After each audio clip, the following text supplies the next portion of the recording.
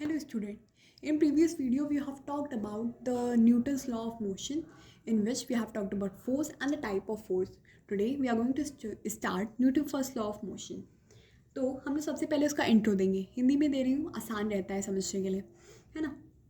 तो इसमें हम लोग सबसे पहले इस इंट्रो में हम लोग पढ़ेंगे गैलीलियोस लॉ ऑफ इनर्शिया. ठीक है. तो गैलीलियो ने क्या लॉ दिया था. गैलीलियो से पहले लोग समझते थे कि मतलब अगर हम लोग साइकिल चला रहे हैं तो साइकिल में जब तक हम लोग पेडल पर फोर्स मार रहे हैं तभी तक साइकिल चलेगी, लेकिन ऐसा कुछ नहीं था. गैलीलियो के हिसाब से जब तक हम लोग साइकिल में एक बार फोर्स लगाएंगे और अगर वहाँ पे फोर्स ऑफ फ्रिक्शन नहीं है, उसे अपोज करने वाला कोई नहीं है, तो बिना फोर्स लगाए भी बॉडी मोशन में रहेगी. और अगर हम लोग किसी भी बॉडी रेस्ट में रहेगी तो जब तक हम लोग उस पर फोर्स नहीं लगाएंगे वो रेस्ट ही पर रहेगी. ये गैलीलियो ने किया, बट न्यूटन ने इसे फर्स्ट लॉ ऑफ मोशन के नाम पे स्टेट किया है. ऐसा बुक में लिखा है, as stated in a book.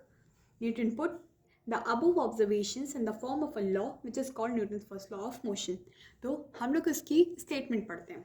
According to Newton first law of motion, if a body is in a state of rest, it will remain in the state of rest, and if it is in the state of a motion, it will remain moving in the same direction with same speed unless and until an external force is applied on it. मतलब अगर Newton first law के हिसाब से अगर कोई भी body rest में है तो वो रेस्ट पर रहेगी, और अगर कोई भी बॉडी मोशन में है तो मोशन में ही रहेगी जब तक, और वो भी सेम डायरेक्शन सेम स्पीड पे, जब तक एक एक्सटर्नल फोर्स नहीं लगाया जाएगा, है ना. तो ये बहुत सिंपल सा है. मतलब जैसे मान लो ये मेरे पास एक पेन है ना, पेन, और हमने इसको मारा धक्का, तो हमने एक्सटर्नल फोर्स लगाया तब ये आगे बढ़ा ना, है ना. और अब ये रेस्ट में है, अब जब तक हम इस पर फोर्स नहीं लगाएंगे तब तक ये रेस्ट पर रहेगा, है ना. तो बस यही है Newton first law of motion.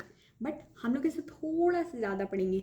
हम लोग इस लॉ को बहुत अच्छे से समझ सकते हैं by using two parts, inertia and force. Force तो ऑलरेडी हम पढ़ चुके हैं, बट इनर्शिया से हम लोग बताना चाहते हैं कि Newton first law of motion क्या है. तो इनर्शिया क्या है. The property of an object by virtue of which it tends to retain its state of rest और ऑफ मोशन. मतलब इनर्शिया ज़्यादा कुछ नहीं है. अगर कोई भी बॉडी रेस्ट पे है तो बस इतना बताएगा कि बॉडी खुद तो चलने वाली नहीं है, वो बॉडी रेस्ट पर ही रहेगी. और अगर रेस्ट पर है तो वो रेस्ट पर ही रहेगी, और अगर मोशन में है तो वो मोशन में ही रहेगी, लेकिन कोई अपोज करने वाला नहीं होना चाहिए. यही जैसे a book lying on a tabletop will remain placed at its place unless it displays. Similarly, a ball rolling on a horizontal plane keeps on rolling unless the force of friction between the ball and the plane stops it. और inertia तो ये हम लोग का एक part हो गया Newton law का. बट आखिरी में अपोज करने वाला कौन है. फोर्स, जो इन चीज़ों को रोकता है या तो चलाता है ना. तो फोर्स क्या है. An external cause for change of state और ऑफ मोशन. तो दोनों को जोड़िए, क्या समझ आता है. हम लोग को यही समझ आता है कि इनर्शिया और फोर्स से ही ये स्टेटमेंट बने हुए हैं कि इनर्शिया क्या है. The property by virtue of which it tends to retain its state of rest और of motion until and unless an external cause for change of state or motion is not applied, है ना. छोटा सा आपको relation बता देते हैं between mass and inertia. देखिए इनर्शिया क्या है. इनर्शिया एक प्रॉपर्टी है जिससे मतलब या तो कोई बॉडी अगर रेस्ट पे है तो रेस्ट पर रहेगी, मोशन में है तो मोशन में रहेगी, है ना. वो अपने आप तो कुछ करने नहीं वाली, क्योंकि ये प्रॉपर्टी के अंदर का ही, ऑब्जेक्ट के अंदर का ही ये प्रॉपर्टी है. ऑब्जेक्ट ने इनहेरेंट किया है ये प्रॉपर्टी. तो इसी वजह से इनर्शिया जो है वो मास के डायरेक्टली प्रोपोर्शनल है. जितना ज़्यादा मास होगा उतना ही वो प्रॉपर्टी वही, मतलब वो ऑब्जेक्ट वहीं रुका रहेगा, है ना. जितना ज़्यादा मास होगा उतना ज़्यादा फोर्स लगाना पड़ेगा, उतना ज़्यादा, है ना.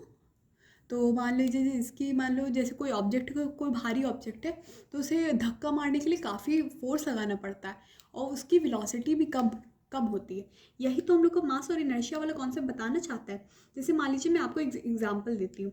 अ cricket ball is more massive than a tennis ball. The cricket ball acquires much smaller velocity than a tennis ball when the two balls are pushed with equal force for the same duration. In case when they are moving with a same velocity, it is more difficult to stop cricket ball in comparison to tennis ball. ये मतलब मैंने आपको जो समझाया, जो property समझाई, उसी के हिसाब से बता रहे हैं. And the second example, it is difficult. A larger force is required to set a loaded trolley in a motion than unloaded trolley. Similarly, it is difficult to stop a loaded trolley than an unloaded one if both are moving initially with the same velocity. मतलब कि मान लो कोई trolley है जो काफ़ी सामान उठाए है, उसको मतलब आगे दौड़ाने के लिए, आगे फोर्स लगाने के लिए उसको ज़्यादा फोर्स की ज़रूरत है. लेकिन जो अनलोडेड ट्रॉली है जिसमें ज़्यादा सामान नहीं है, जिसमें कम मास है, उसमें कम फोर्स लगाना पड़ेगा. इसी हिसाब से अगर लोडेड ट्रॉली को रोकना है तो हम लोगों को ज़्यादा फोर्स लगाना पड़ेगा अगर वो लोग सेम वेलोसिटी पर हैं, और अगर अनलोडेड ट्रॉली को रोकना है तो कम फोर्स लगाना पड़ेगा. तो here the concept of a relation between mass and inertia ends. Now we are going to study the kinds of inertia and its example as an illustration of a first law. तो मैं आपको inertia of rest और inertia of motion बताने जा रही हूँ. Mainly इनके examples ज़्यादा आते हैं, तो मैं आपको उनकी डायग्राम बताऊँगी. एग्जाम्पल्स आप अपनी कॉपी में नोट कर सकते हैं. तो काइंड्स ऑफ इनर्शिया. तो सबसे पहला है inertia at rest. If a body is at rest, it will remain at rest unless an external force is applied to change it state of rest. मतलब अगर बॉडी रेस्ट पे है तो वो रेस्ट पर रहेगी जब तक हम लोग उसमें कोई भी एक्सटर्नल फोर्स अप्लाई नहीं करेंगे. तो डायरेक्टली मैं इसके एग्जांपल्स देना शुरू करती हूँ क्योंकि एग्जांपल्स बहुत इंपॉर्टेंट है और मोस्टली ये सब प्रूव मतलब रीजनिंग में काफ़ी आते हैं. तो सबसे पहले जो एग्जांपल है वो लेती हूँ.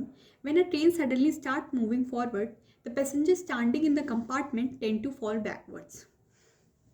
तो इसका मतलब है जब एक ट्रेन में, जब हम लोग की ट्रेन एक अचानक से धक्का मारती है तो जो पैसेंजर होता है, जो खड़ा होता है, वो tends to fall backward, back की तरफ फॉल होने की उसकी काफ़ी वो रहती.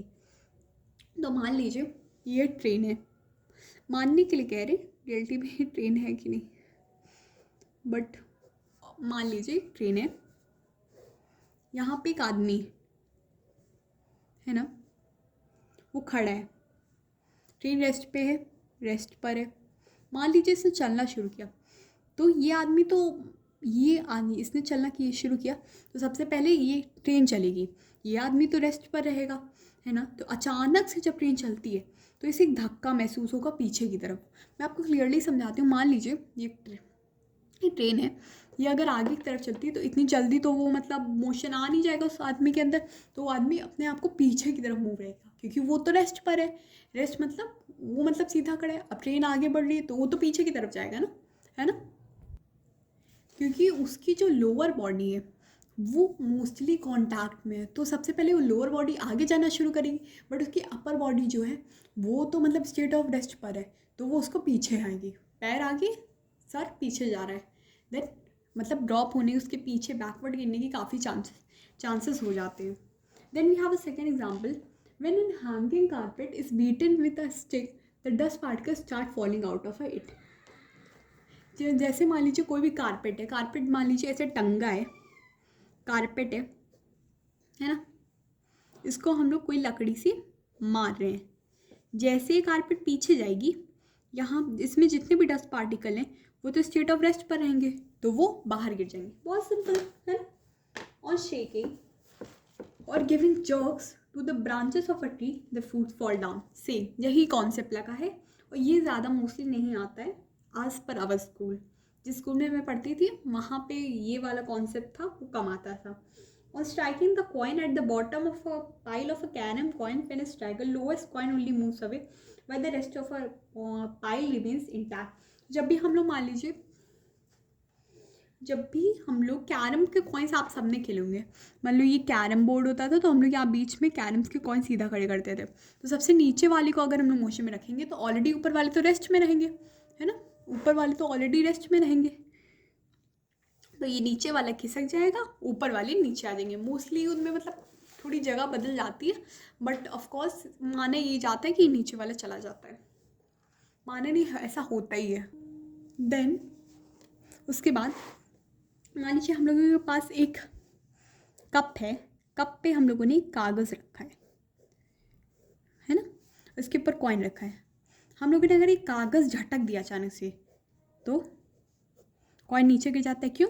क्योंकि ये मोशन में आया है, ये रेस्ट में है, नीचे घुस जाएगा। जल्दी का काम है ना, टाइम काफ़ी लगा है, not like a train. Then we have inertia of motion.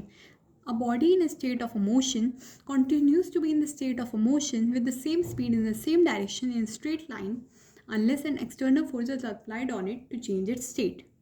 ठीक है, इसका तो वही inertia, मतलब आपको जो न्यूटन लॉ का इसमें अलग अलग टाइप के, जो 2 टाइप के पता है, state of rest, state of motion, उसका दूसरा वाला, जब मतलब अगर बॉडी मोशन में है तो वो मोशन में रहेगी उसी सेम स्पीड पे, उसी सेम डायरेक्शन में और उसी स्ट्रेट लाइन पे, जब तक हम लोग कोई भी एक्सटर्नल फोर्स नहीं लगाएंगे।